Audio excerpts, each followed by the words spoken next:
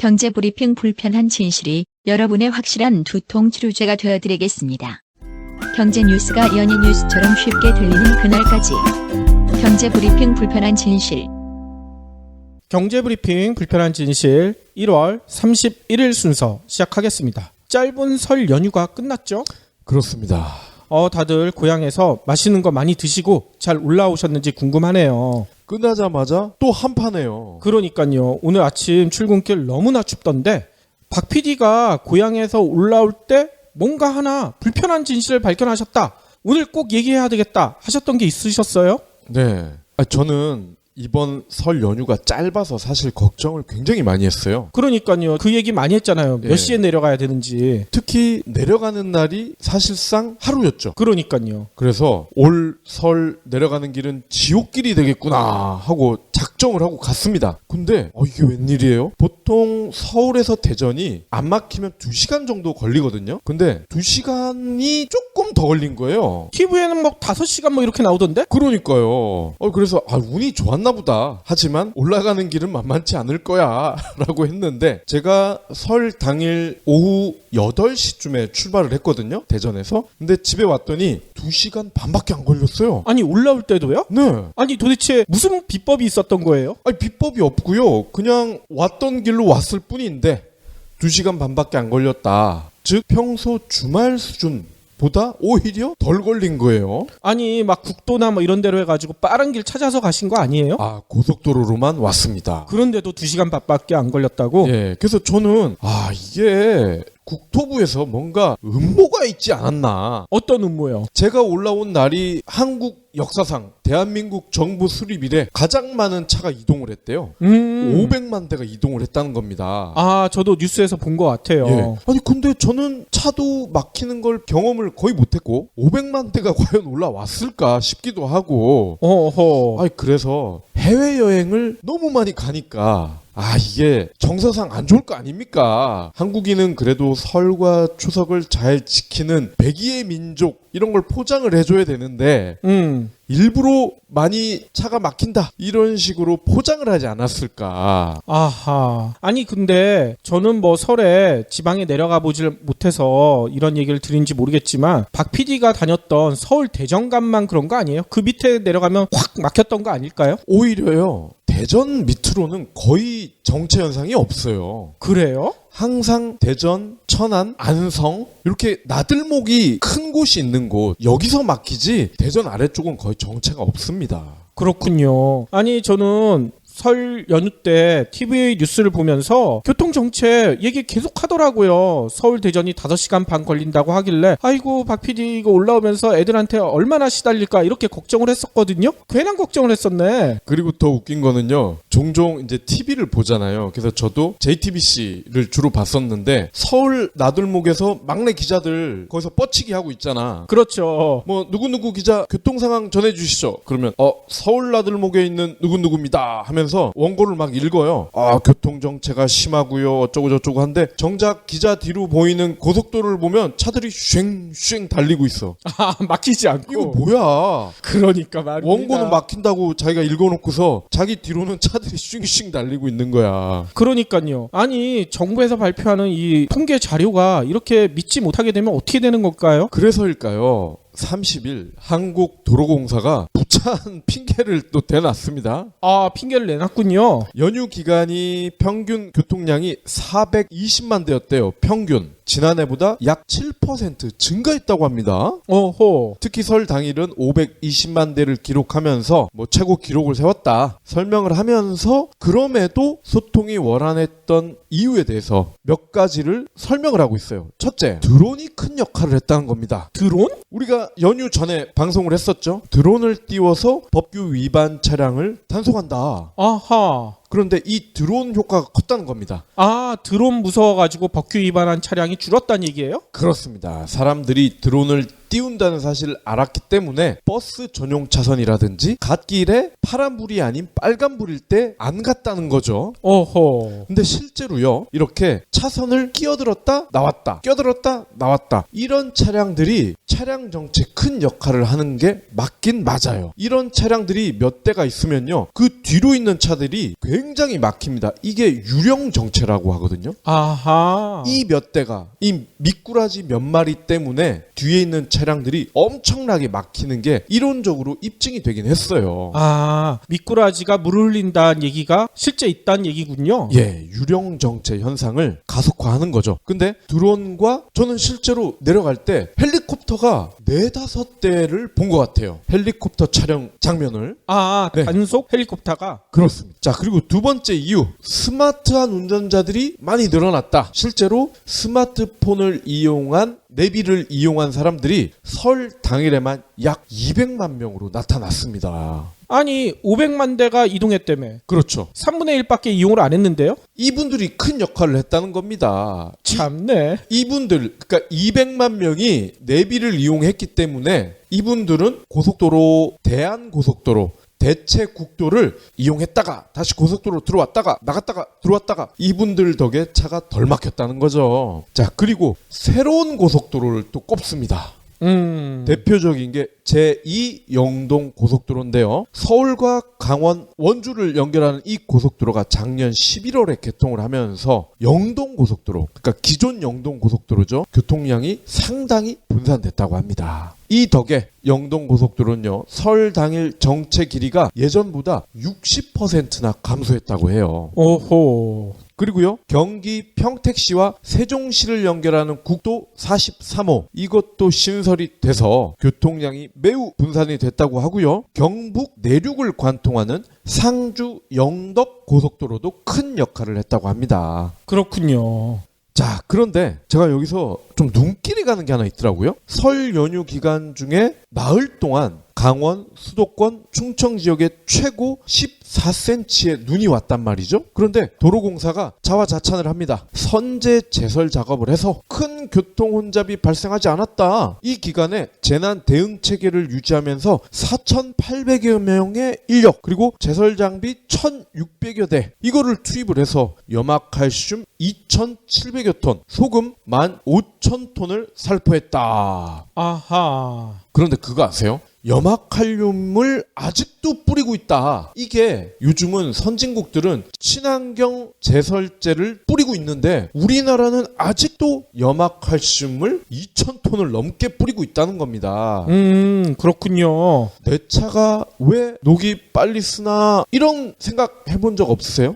주변에 그런 분들이 꽤 계시더라고요. 염화칼슘이 큰 역할을 하고 있습니다. 그렇군요. 이 염화칼륨을 여전히 뿌리는 이 불편한 진실 조만간 다시 다뤄볼 예정입니다. 결국 정리를 해보면요. 설에 차가 덜 막힌 거는 드론 단속과 함께 스마트폰을 이용한 실시간 차량 정체 정보를 운전자들이 적극 이용한 결과라는 건데 IT를 알아야 하는 이유 바로 여기에 있는 것 같아요. 그러네요. 그런데 저는 도로공사의 자화자찬이 너무 심하다 이런 생각도 드는데요. 네. 그동안에 얼마나 국민들한테 교통정체에 관련돼 가지고 공포를 조성했습니까? 그러니까 국민들도 미리미리 대비했던 건데 지들이 너무 잘했다. 지들이 대책을 잘 마련했다. 너무 이렇게 얘기하는 게 아닌가 조금 안 좋게 보이네요. 사실 도공이 욕을 많이 먹는 게 고속도로 경부고속도로 같은 경우는 70년대에 만들어진 거 아닙니까? 그렇죠. 여전히 돈을 받고 있죠? 징수량이 가장 많은 고속도로인데 선진국을 보면요. 고속도로를 지어놓은 다음에 일정 기간이 지나면 국도로 풀어버려요. 일반 국도로, 즉 공짜가 된다는 겁니다. 근데 우리나라 도공은 경부고속도로에서 아직도 막대한 돈을 징수하고 있죠. 그렇죠. 아무튼 도로공사의 자화자찬 요번으로 끝나지 않고 다음 설 연휴 추석 명절까지 이어졌으면 좋겠는데 그렇게 될지 좀 지켜봐야 되겠네요. 오늘 면접은 정말 잘 봐야 되는데 옷값만 얼마야? 50만 원이잖아. 뜨거! 이거 날벼락이야. 나 하필 면접 보러 가는데. 죄송해요. 제가 변상해 드릴게요. 변상? 딱 봐도 고딩인데 고딩이면 돈이 있어. 저 월 700 버는데요. 뭐? 월 700? 네.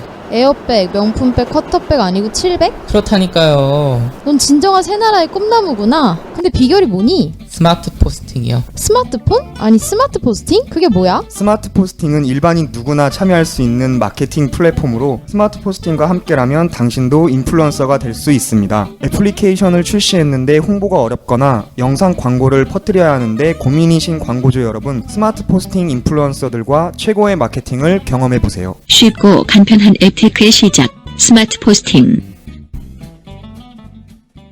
그러면 오늘 꼭 챙겨야 할 경제 브리핑.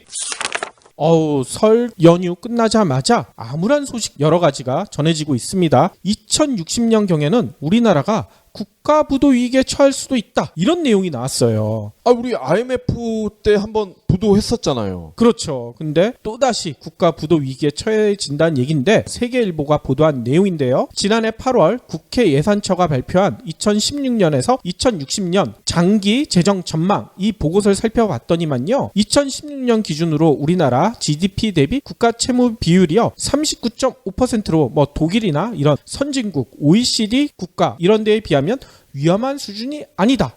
이렇게 나와 있다고 합니다. 그런데 문제는 2060년이 되면 우리나라 국가 채무 비율이 151.8%까지 치솟는데요. 이러면 선진국은 물론이거니와 OECD 평균보다도 훨씬 높아진다는 얘기인 거죠. 당장은 큰 문제가 없지만 2060년께는 정말 위험하다는 말씀이시죠. 그렇죠.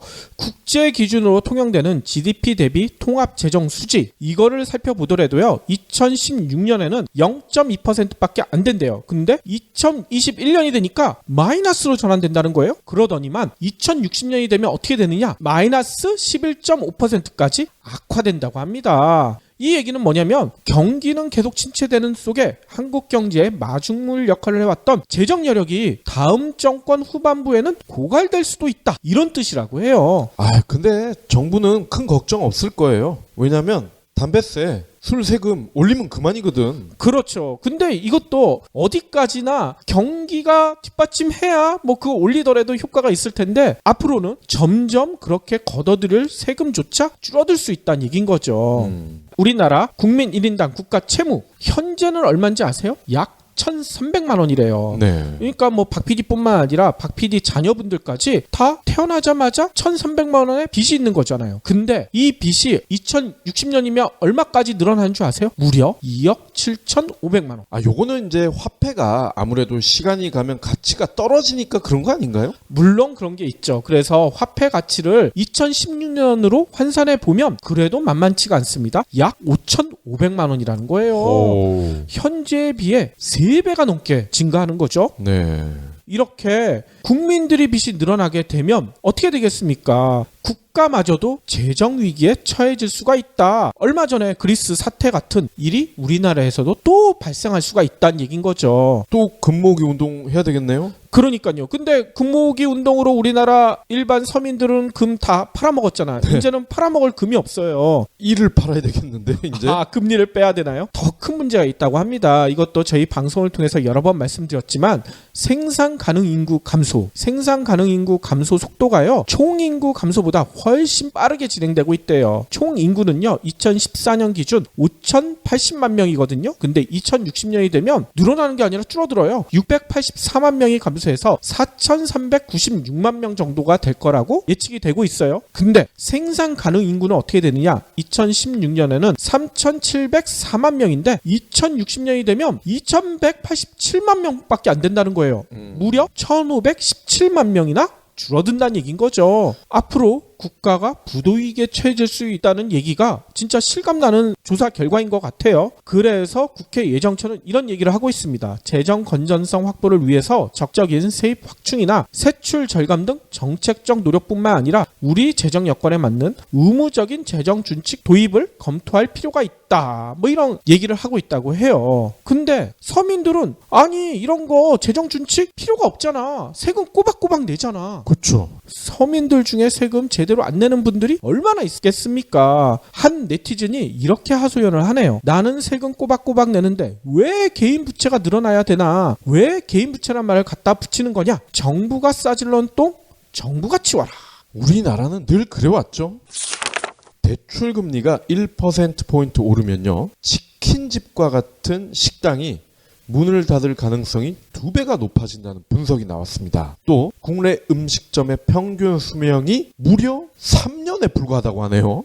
무려 3년이에요? 무려 3년입니다. 한국은행은요, 이 같은 내용을 담은 국내 자영업의 폐업률 결정 요인 분석 보고서를 내놨습니다. 보고서를 보면요, 국내 자영업의 60%를 차지하는 도소매업, 음식, 숙박업, 수리 및 기타 서비스업, 이러한 3대 주요 업종의 폐업 위험도와 생존율 현황 등이 나와 있어요. 중소기업 대출금리가 0.1%포인트 상승하면 3대 주요 업종의 자영업자 폐업 위험도는 7에서 10.6%가 높아집니다. 아니 1%도 아니고 겨우 0.1%포인트인데요? 그러게 말입니다. 구체적으로는요, 대출이자가 0.1%포인트 오를 때 자영업체의 28%를 차지하는 도소매업의 폐업 위험도가 7% 늘어났고요. 세탁소, 미용실, 자동차 정비소 등이 포함된 수리, 기타 서비스업은 7.5% 증가했습니다. 특히 음식, 숙박업의 폐업 위험도가요, 10.6%나 늘어서 금리에 가장 민감한 것으로 나타났어요. 오호. 창업 문턱이 낮아서 은퇴한 고령층이 손쉽게 뛰어드는 치킨집, 커피숍, 음식업종이 금리 상승에 직격탄을 맞는다는 거죠. 보고서를 작성한 남윤미 한국은행 부연구위원은요, 금리가 오르면 자영업자 본인의 이자 부담뿐 아니라 금리 상승에 따른 소비 위축도 폐업에 영향을 줄 가능성이 크다, 이렇게 말했습니다. 아, 그렇군요. 그 금리가 0.1% 올랐는데 왜 10%나 망할 가능성이 커지냐? 알고 봤더니 심리적인 요인이 더 크다, 이거죠. 그러니까요.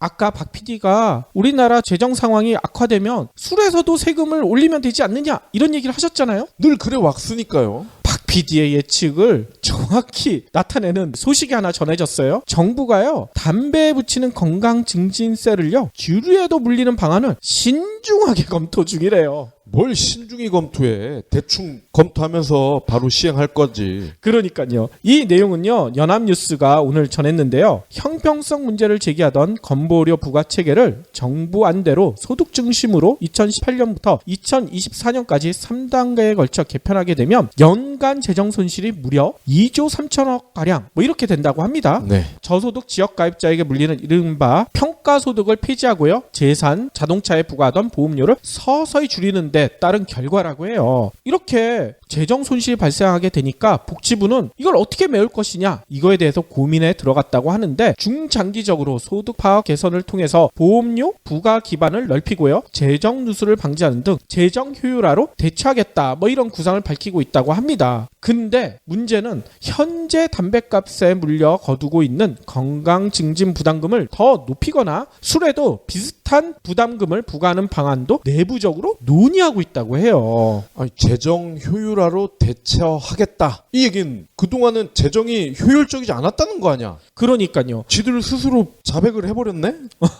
그렇죠. 복지부 보험정책과 관계자는요, 연합뉴스에 이런 얘기를 했다고 합니다. 재원 확보 방안과 관련해서 담배 부담금을 높이다든지 술에 새로운 부담금을 부과한다든지 이런저런 얘기를 하고 있다, 인정을 했다는 얘기인 거죠. 그렇지만 그렇게 하는 게 실질적으로 건강을 위한 것이냐, 증세냐, 이런 논란이 빚어질 수 있기 때문에 신중할 수밖에 없다, 이런 설명을 했다고 합니다. 예전에도 담배에 세금을 올려버리니까 이게 건강을 위한 것이냐, 세수를 확보하기 위한 것이냐, 논란이 심각하게 벌어졌었잖아요. 논란이 일어나면 뭐예요? 결과는 정해져 있는데. 아무튼 이 소식에 대해 한 네티즌이 이렇게 힐라를 하고 계시네요. 서민들 등에 빨대 꽂고 피를 쭉쭉 빨아 처먹을 국민을 하지, 이 XX 정부야, 왜 법인세는 안 올리고 이런 짓거리만 하느냐. 모기네요, 모기. 다음 소식입니다. 지난해 항공 여객이 1억 391만 명으로 처음 1억 명을 넘겼습니다. 아니 이게 우리나라 얘기죠? 그렇습니다. 역대 최고치인데요. 저비용 항공사가 고공행진을 했고요. 화물 수송도 역대 최고 실적을 경신했습니다. 항공업계의 성장세는 올해도 이어질 전망이네요. 국토부가 작년 국제선 여객기 7,300만 명, 국내선 여객은 3,091만 명으로 전년 대비 각각 18.8%, 10.5% 증가했다고 밝혔습니다. 항공 여객은 2012년 6,930만 명에서 2013년 7,334만 명, 2013년 8,144만 명, 2015년 8,941만 명으로 매년 늘었네요. 아니 우리나라 국민을 감안하면 1인당 2번씩은 비행기 탔다는 얘기 아니에요? 그렇습니다. 저는 한 번도 못 탔는데 올 초에 타셨죠? 올 초에 탔죠. 네. 지난해 못 탔어요. 그러게 말이에요. 저는 지금 안 탄 지 한 3년은 된 것 같은데요. 아니 그러면 우리나라 여행객들은 주로 어느 나라를 많이 갔나요? 아무래도 가까운 쪽이 인기가 많을 수밖에 없는데요. 일본이 전체 24.2%, 중국이 20.5%, 동남아가 20.2%고요. 대양주가 17.8%, 유럽이 6.1% 순으로 나타났습니다. 오호. 공항을 살펴보면요. 인천과 김해가 각각 17.3%, 30.4% 증가했어요. 그렇군요. 대구가 106%, 제주가 37%, 청주가 21% 성장했네요. 당연히 점유율은 인천이 독보적이지만 성장률로 봤을 때는 이렇다는 거죠. 아니 처음에 저비용 항공사가 공공행진을 하고 있다. 그러면 저비용 항공사의 점유율은 어느 정도까지 높아진 거예요? 항공사별로 살펴보면요. 전체 국제선 여객 중에 칼과 아시아나가 45.1%로 압도적입니다. 그런데요. 19.6%가 저비용 항공사로 나타났어요. 그런데 불과 4년 전만 해도 그러니까 2012년이죠. 이때는 7.5%에 불과했대요. 와 거의 3배 가까이 늘어난 셈이네요. 그렇습니다. 4년 만에 3배가 늘었어요. 작년 8월에는 20%, 12월에는 23.5%의 월간 점유율을 기록했습니다. 오호. 올해는 연간 20% 돌파가 확실시 되고 있어요. 국내선은 이 점유율이 더 높아지지 않았나요? 국내선을 보면요. 대한항공과 아시아나가요. 합쳐서 43.2%, 저비용 항공사가 56.8%를 기록했어요. 오히려 저비용 항공사가 더 앞섰네요. 그렇습니다. 그러니까 제주, 김해 이런 데를 갈 때는 아시아나 칼보다는 제주항공, 부산에어 이런 걸 타는 분들이 더 많다는 얘기죠. 그렇군요. 아무튼 이런 해외여행, 국내 여행, 이런 항공기 관련된 소식 들을 때마다 저는 소외감을 느껴요. 아까도 얘기했지만 지난해 비행기를 한 번도 못 탔거든. 네. 우리 애들한테 좀 미안하네. 못하는 사람은 계속 못하죠. 저희가 방송을 통해서요. 트럼프 폭탄이 터질 수 있다. 또 트럼프가 조만간 탄핵당할 수도 있다. 이런 얘기를 많이 드렸었잖아요. 어제는 저희가 암살당할 수 있다는 얘기도 했었잖아요. 그렇죠. 아무튼 그런 얘기들이 점점 현실화가 되지 않을까. 이런 내용이 외신을 통해서 전해지고 있습니다. 미국이 무역전쟁의 화살을요, 한국으로 향하고 있다, 이런 내용이 전해졌어요. 뭔 얘기냐면요, 미국 상무부가 지난 27일, 현지 시간입니다. LG화학과 애경화학, 우리나라 업체들이죠. 이 업체들이 생산한 가소제, 이게 PVC 제품 첨가제, 이런 설명이 붙어 있습니다. 아무튼 이거에 대한 반덤핑 여부를 조사했는데 각각 5.75%, 3.96%의 예비 관세를 부과하기로 했다고 해요. 두 한국 기업이 미국의 시장 가격보다 제품을 싸게 팔았다. 그래서 미국 기업에게 피해를 주고 있다. 그러니 관세를 매기겠다. 이렇게 나섰다는 얘기인 거죠. 네. 상무부는 또 앞으로 한국에서 가소제를 수출하는 모든 업체에 대해서도요 4.47%의 반덤핑 예비 관세를 매기기로 했다고 합니다. 한국산 제품이 반덤핑 예비 관세 부과 판정을 받은 것은요 트럼프 대통령 취임 이후 처음이라고 해요. 상무부는 미국 세관 국경보호국에 애경화학과 LG화학이 반덤핑 예비 관세율에 따라 현금을 예치해라 이런 지시도 내렸다고 해요. 와. 현대경제연구원이요 트럼프노믹스가 중국 경제에 미치는 영향 이 보고서를 최근에 발표를 했는데 미국이 대중 수입 관세율을 30% 올리게 되잖아요. 그러면 중국의 대미 수출액이 25.1%가 감소하게 되는데 이것은 중국만의 문제가 아니라 우리나라 기업들에게도 큰 이런 영향을 미칠 수가 있다. 예전에 한번 설명드렸었죠? 네. 그 내용이 들어있다고 합니다. 참 이렇게 되면은 중국에 있는 기업들도 원자재를 살 때 가격을 더 치를 수밖에 없잖아요. 그러니까요. 그러면 물건값 올라가고 그렇게 되면 미국 소비자들도 덜 사게 되고 서로 루즈 게임이잖아. 그렇죠. 윈윈이 아니라 박 PD 얘기대로 서로가 피해보는 상황이 펼쳐지게 될 것 같은데 트럼프의 위협이 이것만이 아니라고 해요. 세계의 화약고를 건드렸다고 합니다. 이 화약고가 뭐냐? 인종 종교 차별. 이슬람권 7개 국가 국민들에 대한 입국 제한 조치인 반이민 행정명령을 강행했다고 해요. 오. 트럼프가 27일 날 서명했는데요. 이 내용은요. 이라크, 시리아, 이란, 수단, 리비아, 소말리아, 예멘 이런 7개 국가 국민들은 미국 입국을 90일간 금지시키겠다. 뭐 이런 내용이라고 해요. 오. 이들 국가의 국민이 1억 3,400만 명이라고 합니다. 그래서 벌써 미국 공항에서는요. 해당 입국자들이 억류되고 있다는 거예요. 엄마를 만나지 못하는 애들도 발생하고 있다고 합니다. 와. 그래서 미국의 주요 도시에 있는 공항들에서는 벌써 반대 시위가 벌어지고 있다고 해요. 이건 미국이 아니다. 아니 그러면 행정부에서도 이 트럼프의 명령을 따르고 있어요? 행정부에서는 어쩔 수 없이 따르고 있는데 문제는 법원들 있죠. 네. 뉴욕, 보스턴 연방 법원들은 이거 말도 안 돼. 억류자들의 본국 송환을 금지하는 긴급 판결을 내렸다고 해요. 공항에 억류돼 있던 아까 7개국 국민들을 미국에 들어올 수 있게 풀어준다는 얘기인 거죠. 그래서 오늘 외신 보니까 억류돼 있었던 시리아 국민이 자신의 가족을 만나는 그런 장면도 많이 나오고 있더라고요. 그럼 트럼프가 가만히 있지 않겠네요. 트럼프는 이 조치를 강행하겠다 뭐 이렇게 하고 있는데 문제는 워싱턴과 15개 주 법무장관이요 공동 성명을 냈대요. 뭐라고 냈느냐? 트럼프의 행정명령은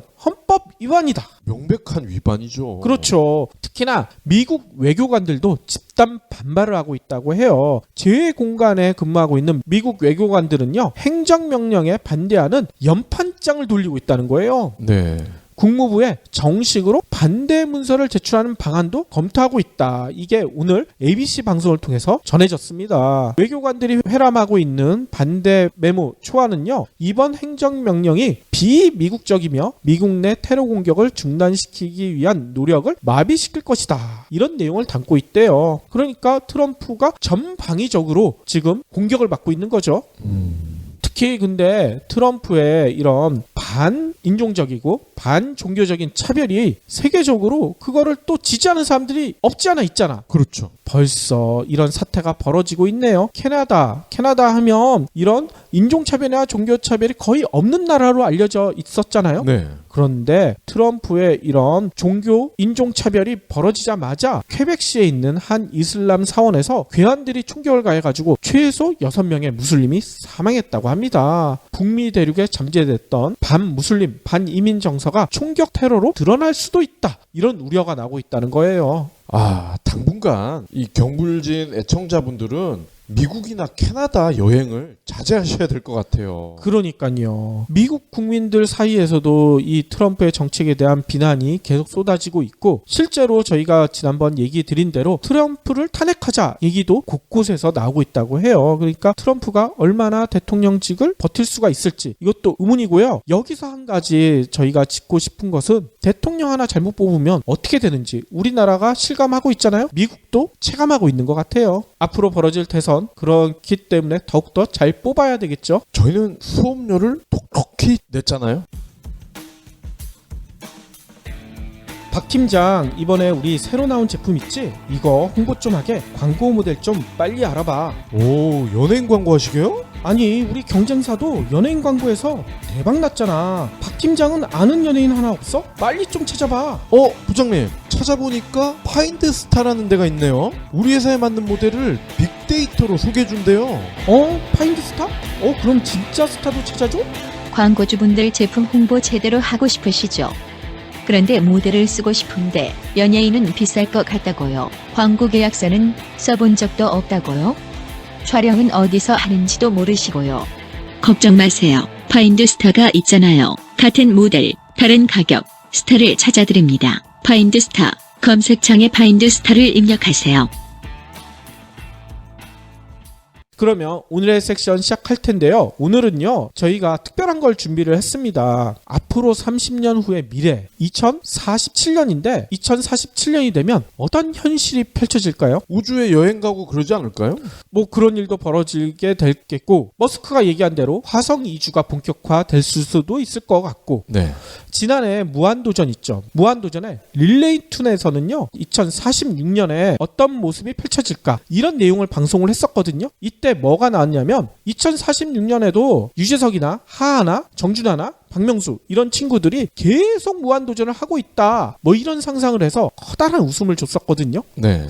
그래서 저희도 2047년이 되면 우리 나이가 70을 훌쩍 넘어섰고 80에 도달했을 것 같은데 경제브리핑 불편한 진실 계속 할 수 있을까, 이런 생각도 해보거든요. 호흡이 힘들어서 저희는 못할 것 같은데요. 아니, 그때면 의학기술이 발달하기 때문에 이것도 가능할 수도 있을 거다, 뭐 이런 생각도 해보거든요. 네. 그래서 오늘은요, 이 같은 상상에 전문가적인 도움을 줄 수 있는 책을 하나 소개할까 합니다. 네.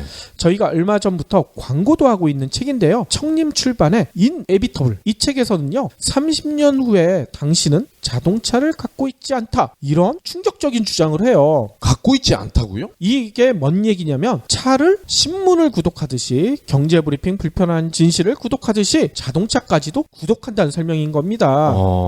여기에 가상현실은요, 오늘날의 휴대전화만큼 흔해진다고 하고요. 이게 뭔 내용이냐면, 영화 마이너리티 리포트의 톰 크루즈가 허공에 대고 이렇게 손가락 돌리는 건 있잖아요. 네. 이런 손짓만으로도 여러 장치들과 대화도 할 수 있다고 해요. 여기에 로봇과 AI가 당신의 기존에 하던 일을 빼앗을 수는 있지만 당신을 위한 새로운 일자리도 창출할 수 있고, 오늘날에는 상상할 수도 없는 일들을 도와준다고 합니다. 아니, 저희가 꾸준히 해왔던 IT 방송에서 종종 나왔던 그런 내용들인 것 같은데, 이러한 언급을 책 한 권에서 깔끔하게 정리를 해주신다는 거죠. 그렇죠. 그래서 이 책 누가 썼는지가 가장 궁금하실 것 같아요. 인터넷 혁명의 파급력을 내다본 바 있는 성경지명을 지녔다, 이런 평가까지 받고 있는 사상가 케빈 켈리가 썼다고 합니다. 아, 그 와이어드 창간하신 분이잖아요. 그렇죠. 미국 과학기술문화 잡지 와이어드의 공동 참가자인 이 케빈 켈리는요, 책에서 이런 얘기를 하더라고요. 향후 30년 동안 인간은 모두 새내기고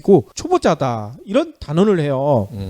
이게 뭐냐면요, 변화의 흐름을 파악하고 있어야 스스로를 업그레이드 할 수 있다, 이런 얘기인 것 같아요. 이를 위해서 12가지 기술적 흐름 혹은 법칙을 반드시 이해해야 한다, 이렇게 케빈 켈리는 설파하고 있습니다. 그래서 오늘은 12가지 내용을 다 설명드리고 싶지만 내용이 너무 방대하더라고요. 그래서 저희가 이 책을 다 읽고 이거를 어떻게 방송 하나에 요약할 수 있나 고민을 하다가, 그럴 바에는 이 PD 박 PD가 읽었던 내용 중에 가장 감명 깊었던 한 가지씩 이것을 전해드린 게 어떨까, 이런 생각에서 오늘 방송을 준비를 했어요. 네.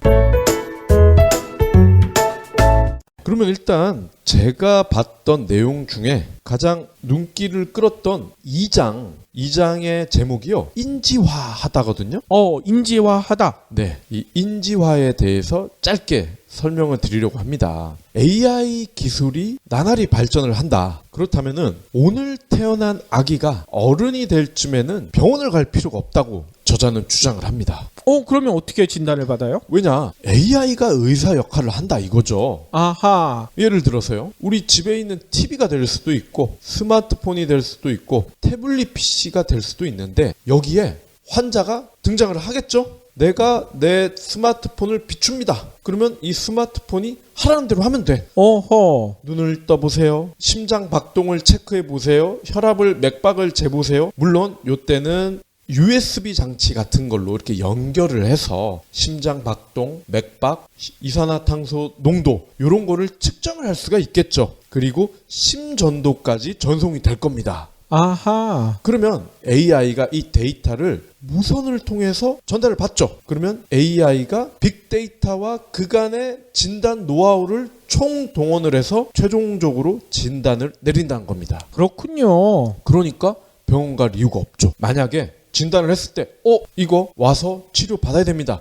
이럴 때는 당연히 병원을 가셔야 되겠지만요. 자, 그리고 AI가 우리가 지금 전기를 쓰는 것처럼 마구 쓸 수가 있다는 겁니다. 오, 우리가 지금 전기를 쓰려면 어떻게 합니까? 콘센트에 플러그를 꽂기만 하면 되잖아요. 마찬가지입니다. 앞으로는 AI를 쓰려면 우리가 망에 네트워크에 접속만 하면 된다는 겁니다. 아하. 100년 전 전기가 그랬듯이 비활성 대상에 활기를 불어넣는다. 수동 펌프가 전기 펌프로 바뀌었죠. 수동 세탁기가 전기 세탁기로 바뀌었죠. 그런데 이거를 처음 만든 사람은 엄청난 부자가 됐어요. 그러니까 전기 펌프 만든 사람, 전기 세탁기 만든 사람이 엄청난 부자가 됐듯이 우리는 이전에 전기화했던 모든 것을 인지화할 것이다.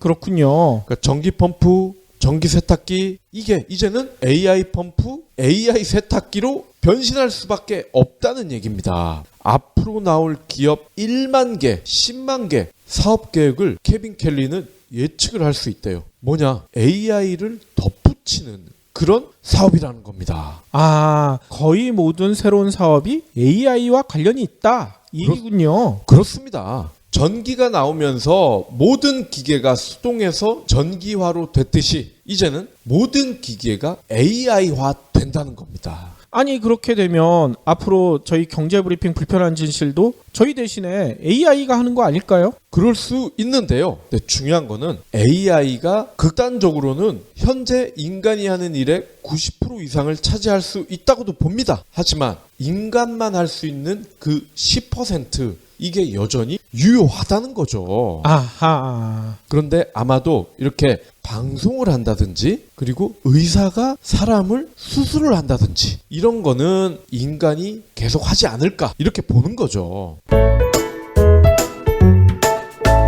그리고요, 새로운 카메라 이런 얘기를 합니다. 우리가 그동안 카메라가 점점 발전을 하면서 소형화가 돼 왔잖아요. 그렇죠. 우리 예전에 필름 카메라 쓸 때 굉장히 무겁죠. 지금과 비교를 하면, 그죠? 근데 얼핏 생각을 해보면요, 카메라가 소형화되는 게 기술이 발전했기 때문이다. 이렇게 생각을 할 거 아닙니까? 그렇죠. 근데 그것보다는 카메라의 많은 부분이 지능화되어 왔기 때문에 소형화가 가능했다는 겁니다. 아하. 더 작고 더 빠르고 더 조용하고 더 저렴해진 이유가 사실은 소형화 기술의 발전보다는 지능화가 이루어졌기 때문이라는 거죠. 그렇군요. 케빈 켈리가요, 저희 경불진 두 PD와 마케팅 광고 업종에 종사하는 분들을 위해서 이 얘기를 또 하신 것 같아요. 인지화된 마케팅. 그러니까 마케팅도 인지라는 개념이 들어가야 성공을 할 수 있다는 겁니다. 대표적인 게요, 개별 독자나 시청자가 한 광고에 주의를 쏟는 시간에 그의 사회적 영향력을 곱하면 단위 비용당 주의와 영향력을 최적화할 수가 있다. 그러니까 이게 무슨 얘기인가 하고 봤더니 팟캐스트나 라디오를 듣는 분들 있잖아요. 네. 만약에 한 기업의 CEO나 오너가 경불진을 듣는다 이거야. 그러면 경불진 같은 경우는 이 CEO의 사회적 영향력을 곱할 수가 있다는 겁니다. 오호. 그러면 단위 비용당 영향력을 최적화를 할 수가 있다. 9시 뉴스 100만 명이 본다고 해도 그 100만 명의 사회적 영향력, 이게 당연히 나오겠죠. 반면에 경불진은 5만에서 8만 명이 듣는다. 100만 명에 비하면은 10%가 채 되지 않는 풀이잖아요. 하지만 이 5만 명, 8만 명 안에 CEO나 오너가 있다. 즉 영향력이 큰 사람이 있다면 그 영향력을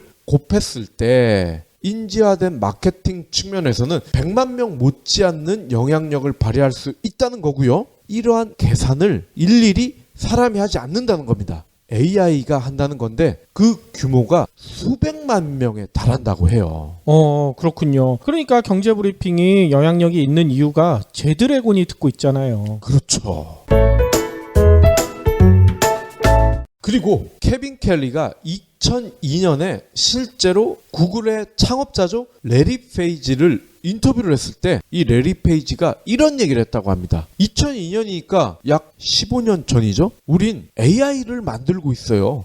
이 얘기를 했다는 겁니다. 오호. 그래서 처음엔 케빈 켈리가 이 새끼 또라이 아니야 뭐 이런 생각을 했을 겁니다. 근데 알고 봤더니 구글이 AI를 이용해서 검색을 개선한다, 이게 아니라 검색을 이용해서 AI를 개선하고 있었다는 겁니다. 아하. 이게 무슨 얘기인가 하면요. 여러분들이 검색어를 치고 검색에서 나온 링크를 누를 때마다 또는 웹에서 링크를 생성할 때마다 구글 AI를 훈련시키고 있었다는 겁니다. 그렇군요. 그렇기 때문에 레리 페이지가 2002년, 15년 전부터 우리는 AI를 만들고 있어요. 이런 멍청한 소리를 했었는데 알고 봤더니 이게 멍청한 소리가 아니라 굉장히 앞서간 소리였다는 거죠. 알파고가 강해진 이유도 유명 기사들이랑 계속 대국을 하기 때문 아닙니까? 맞습니다. 이 얘기랑 똑같은 얘기네요. 그렇습니다. 실제로요. 아기가 고양이와 개를 구분하기 위해서는 12번을 봐야 된다고 그래요. 고양이와 개를. 훈련을 한다는 얘기예요. 체스도 사람을 이기려면요. 컴퓨터가 최소 1000번은 둬야 가능하다고 합니다. 즉 사람이 체스를 더 잘 둘 수 있도록 AI가 도와줄 수도 있다는 얘기죠. 조종사, 의사, 판사 이분들이 AI의 도움을 받아서 AI에 가깝게 완벽한 판결, 노하우 얻지 못할 이유가 없다는 겁니다. 어쩌면 AI가 발달할수록 우리는 그들이 우리처럼 생각을 하지 못하도록 방법을 고안을 해야 할지도 모른다는 거예요. AI가 너무 앞서다 보면은 사람을 통제할 수도 있다. 이런 얘기죠. 그렇다 보니까 우리가 아예 할 수 없는 일을 할 수 있는 AI를 만드는 게 중요하다고 저자는 주장합니다. 예를 들어서요. 양자중력, 암흑에너지 이거 굉장히 생소하잖아요. 근데 과학계에서는요. 아직 풀지 못한 수수께끼이면서 우리 삶을 바꿀 엄청난 이슈가 될 수 있다. 이렇게 보고 있거든요. 어허. 그런데 아직 인간의 능력으로는 이게 부족하다고 해요. 즉 우리와는 전혀 다른 지능이 필요하다. 그리고 그 어려운 문제 뒤에 나올 더 복잡한 문제는 더 나중에 나올 훨씬 복잡한 지능이 필요할 것이다. 이 복잡한 지능이 뭘까요? 외계인일까요? 당분간은 AI가 유력하다는 겁니다. 그렇군요. 인간이 생물학이 진화시킬 수 없는 새로운 유형의 지능을 곧 만들 수도 있다. 즉 AI가 인공 외계인이란 얘기죠. 아하. 정리를 하면요. 인간이 성공을 하려면 로봇, 기계, AI와 일하는 과정을 최적화해야 된다. 이 최적화를 할 수 있는 사람만 성공할 수 있다는 겁니다. 그렇군요. 인간이 로봇을 위해 일자리를 계속 만드는 일을 할 것이다. 미래에는 로봇과 얼마나 잘 일하느냐, 로봇과 얼마나 친하게 지내느냐, AI를 다독이면서 일할 수 있느냐에 따라서 우리 월급이 결정된다는 겁니다. 아, 진짜 월급을 많이 받기 위해서는 로봇과 친해져야 되겠네요. 그렇습니다.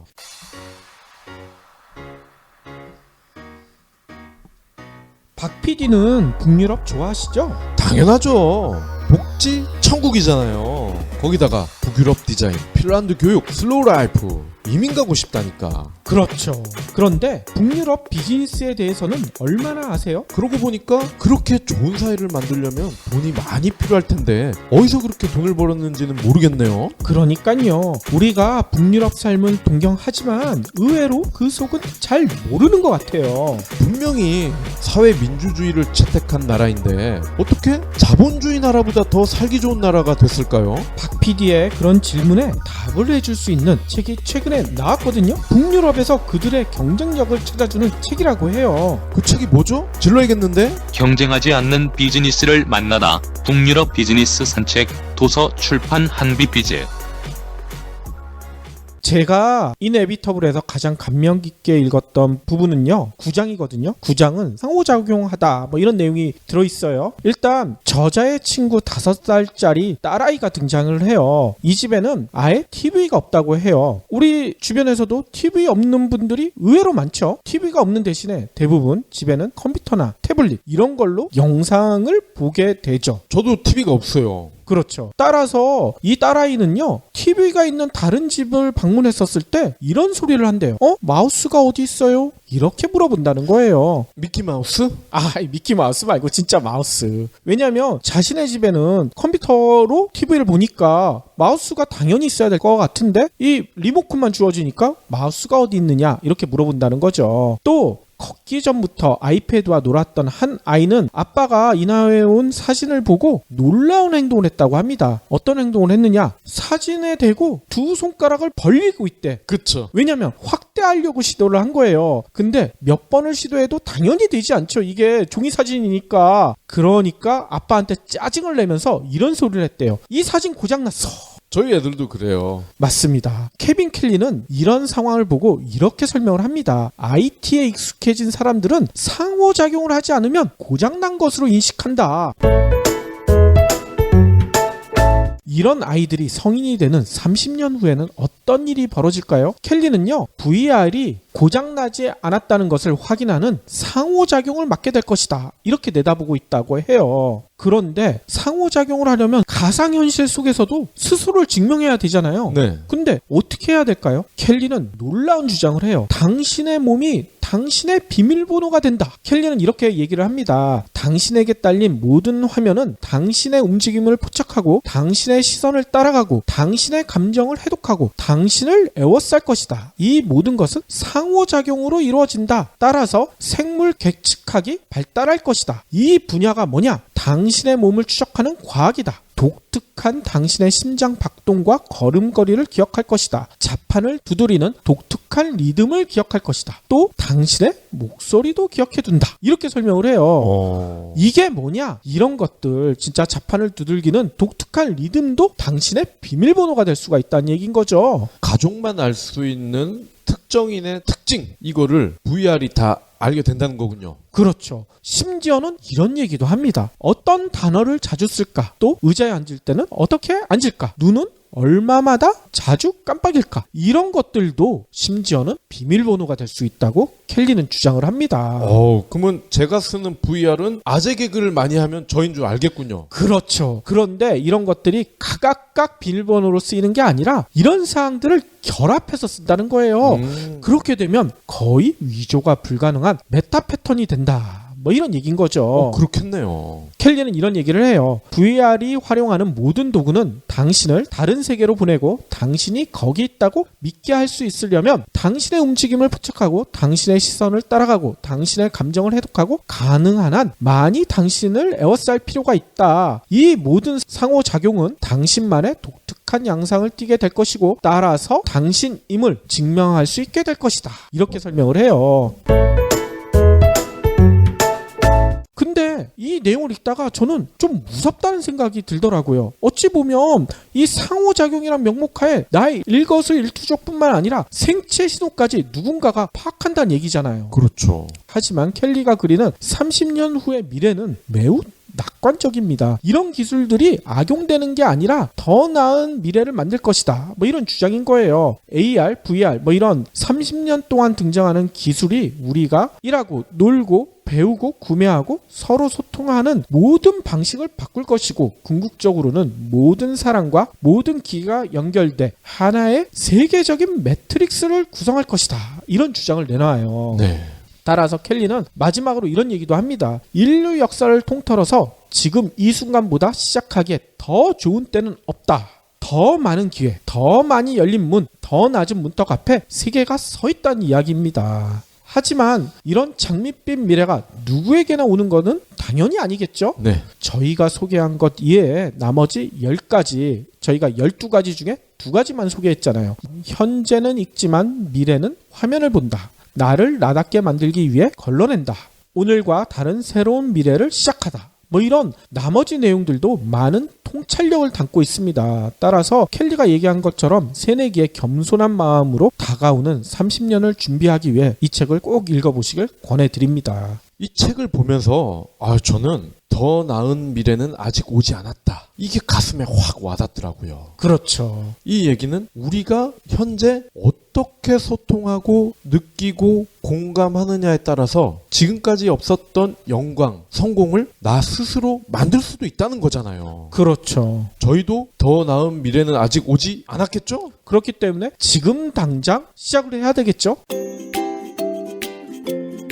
사람 없이 운전하는 구글의 무인 자동차 아시죠? 아마존의 무인 계산대와 사랑과 감정을 공유하는 소프트뱅크의 감성 로봇도 알고 계시잖아요? SF 소설이나 영화에서만 봤던 이야기들인데 이미 현실이 된 거 아닙니까? 그 원동력이 바로 기술의 발달이거든요. AI, 빅데이터, VR 이 기술들이 우리 생활을 많이 바꿔놓고 있잖아요. 이들 기술이 테크 빅뱅을 만들면서 우리 미래가 더 달라질 것으로 예상이 됩니다. 달라지는 미래를 정확히 알려면 어떻게 해야 되나요? 뉴욕타임스가 선정한 위대한 사상가 중에 한 분인 케빈 켈리가 미래 기술의 12가지 흐름을 친절하게 알려줬다고 합니다. 아, 저도 들었어요. 그 책이 미국, 일본 아마존이랑 뉴욕타임스에서도 베스트셀러로 선정됐다면서요? 케빈 켈리가 이렇게 강조합니다. 단언컨대 가장 멋진 미래는 아직 오지 않았다. 이네비터블 미래의 정체 청림 출판. 마지막으로는요, 또 설 연휴 기간 동안 참담한 소식이 전해졌어요. 뭐냐면요, 우리나라가 낙제점에 가까운 부패 성적표를 또 받아들였다고 합니다. 엄청 썩었다는 거죠? 그렇죠. 국제투명성기구가 30일 발표한 2016년도 국가별 부패 인식지수, 여기서 보면요, 지난해 우리나라의 국가 첨령도가 얼마냐면 100점 만점에 53점밖에 안 됐다는 거예요.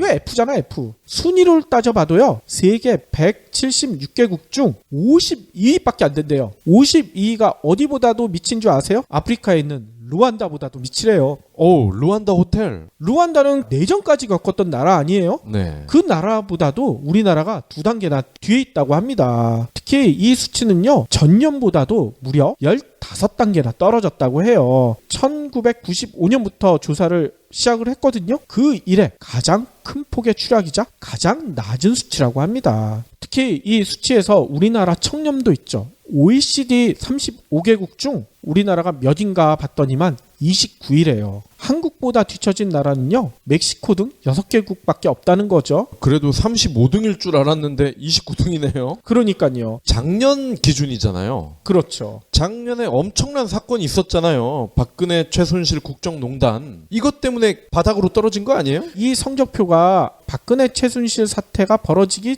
전에 자료를 토대로 작성됐거든요. 앞으로 이 박근혜 최순실 국정농단 사태까지 추가가 되면 내년에 청렴도는 더 크게 떨어질 수밖에 없다고 합니다. 문제는요, 이런 청렴도가 국가 경쟁력과 직결된다는 점이에요. 부패가 만연하게 되잖아요. 공정 경쟁이 사라지게 되겠죠. 건실한 경제 성장도 불가능해진다고 합니다. 부패 인식 지수가 10점 상승하잖아요. 그러면 1인당 국내 GDP가 25%가 올라간다는 분석 결과도 있다고 해요. 네.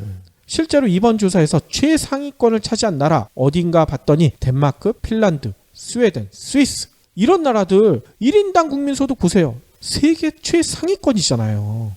이거는 뭐 당연한 것 같아요. 그렇죠. 반면에 청렴도가 꼴찌인 나라들 어딘가 봤더니 북한이 174위더라고요. 남수단이 175위, 소말리아가 176위. 이런 가난한 독재 국가들은 경제도 엉망이지만 청렴도도 모두 꼴찌란 얘기인 거죠. 그런데 우리나라는 부패 스캔들로 국가 경쟁력이 추락하고 있는 대표적인 나라로 꼽히고 있다. 이게 참 암울하다는 얘기인 겁니다. 내년도 조사에서는 혹시 아예 열애되는 거 아니에요?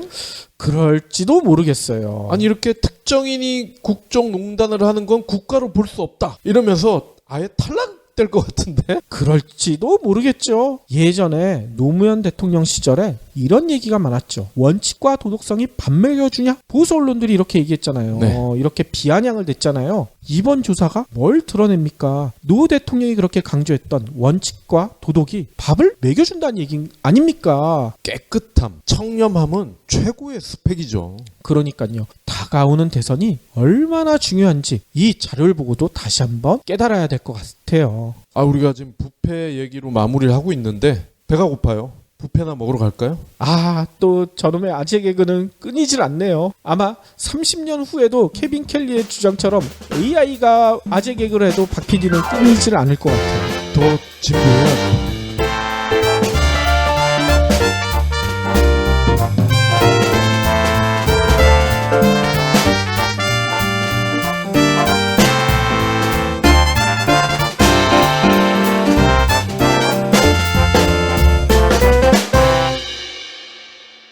경제 브리핑 불편한 진실 완주해 주셔서 감사합니다. 하트 2첩, 댓글 남기기, 계좌 후원 등 다양한 방법으로 힘을 보태주세요. 계좌 정보는 경제 브리핑 팟빵 공지 코너